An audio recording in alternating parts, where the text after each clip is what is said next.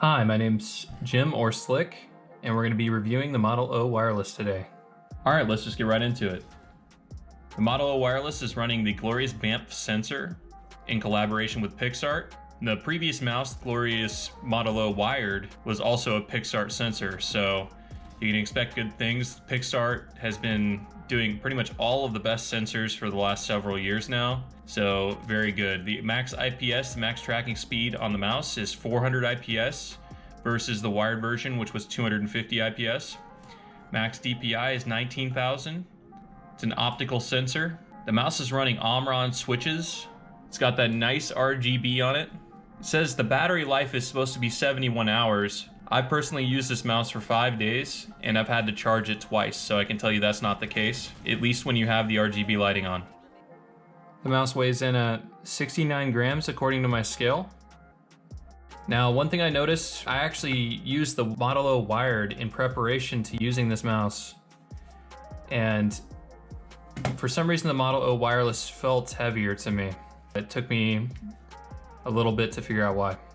The back, when weighed like this, is 32 grams on the wireless. Now, on the wired, if you weigh the back in the same way, it's at 40 grams. So 8 grams heavier on the back side. And when you're aiming your mouse, you're using your wrist sometimes, right? So you got the back on a swivel. So you're mainly just moving the front here. And I think that's why. It might seem a little heavier than it really is. All right, here's a sound test for the buttons.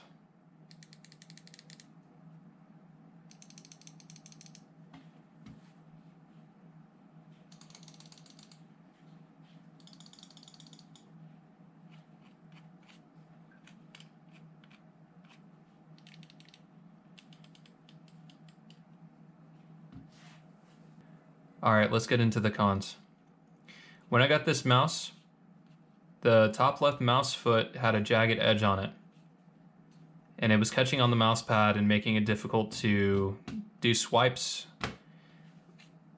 All I had to do was sand it down a little bit. It has been the smoothest gliding mouse I've ever had. All right, on to the next one. Build quality. If you squeeze in this direction, no issues. Good, right? Now you squeeze this way, up to down, and it clicks. The reason why that's an issue is because if you're a low sensitivity player, you do this a lot. And sometimes when you're flicking really fast, or you have to do a 180, you have to really, and this doesn't happen to everyone, but some players. I've been using the mouse for 5 days. It's only happened to me twice, but it has happened twice. And here I'm going to show you. I won't have any fingers on the mouse, and watch.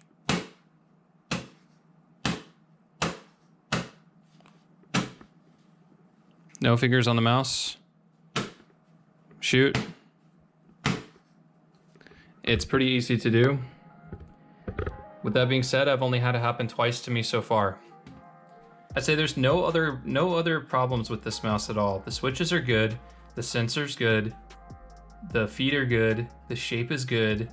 Everything about it is really high quality except for this issue.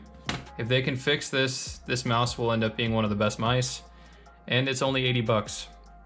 But with that being said, everybody always ends up counting out the G305, which weighs 81 grams with this mod on it, and it'll cost you like $60. The actual mouse itself without the mods is only 50 bucks. So if you're just looking for a really, like a high quality wireless mouse and you're really strapped for cash, I would recommend this mouse. If you have big hands, you need to use fingertip. If you have small hands, you can actually claw grip this if you actually are a claw gripper. So I don't personally use this mouse because I am not a fingertipper anymore. I used to be years ago. Since I claw grip now, the mouse is a little bit too small for my hands. I have 19 by 11 hands. This or the G Pro Wireless. Actually, any 3 of these mice are good for me with claw grip. So anyways, guys, I hope this helps, and hope to see you guys in the next video. We'll be doing the super light when we end up getting it from Logitech. Super stoked on that. Catch you guys next time.